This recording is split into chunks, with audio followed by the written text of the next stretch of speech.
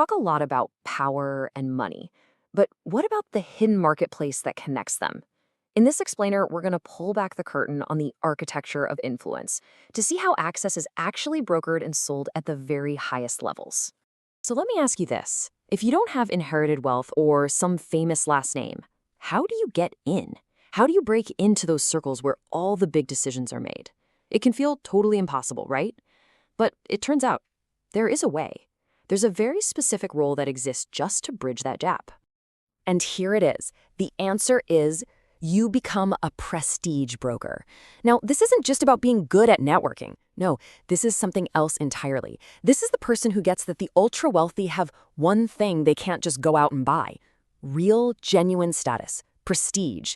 The broker is the one who can get it for them, for a price. They are the ultimate guy who knows a guy. Okay, so to really get how this all works, you've got to think of it like a marketplace. And like any market, it needs a currency to run.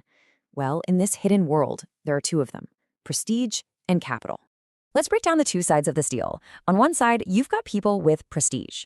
Think brilliant academics, visionary artists, famous intellectuals. They have huge social and cultural status, but often not a lot of cash. Then on the other side, you have the people with capital.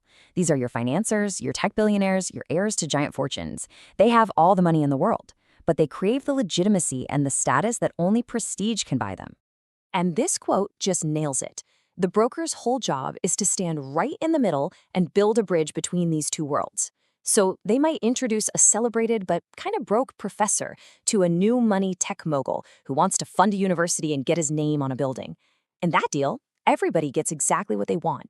So how do you actually become this person? Well, let me tell you, it's way more than just schmoozing at parties. It is a very calculated strategy, almost like the dark arts of professional networking. Let's take a look at the broker's playbook.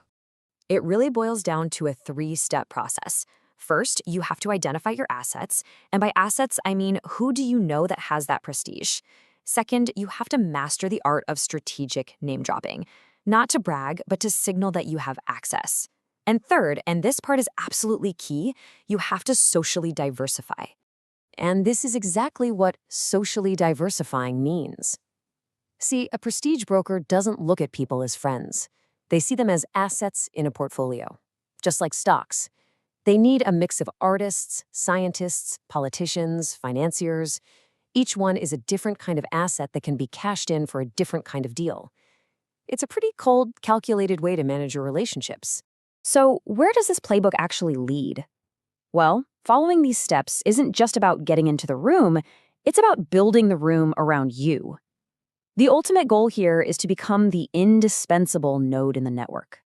And this is the crucial point, right here. You don't want to just be another person in the network. You want to be the central hub that everybody else has to go through.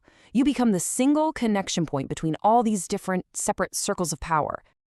And once you're in that position, just look at the power you have. You control access. You get to decide who gets to meet whom. Your validation is everything. If you vouch for someone, they're in.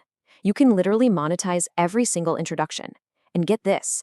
You ultimately make the wealthiest, most powerful people in the world dependent on you.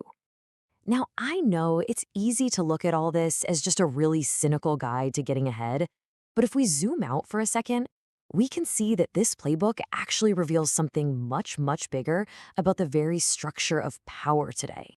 Because this isn't really about one person's ambition.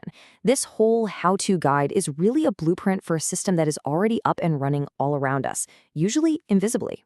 And here is the real takeaway. When access and influence become commodities, things that can be bought and sold by brokers, it just reinforces the power of the people who can already afford to play the game. It creates a formal market for something that should probably be earned. It ensures that money can almost always buy you that seat at the table. It solidifies the whole status quo. Which leaves us with this one last critical question. When influence has a price tag, who truly holds the power? Is it the people with prestige, the people with capital, or is it the brokers standing right in the middle, setting the price?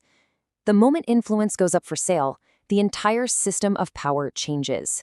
And that is definitely something worth thinking about.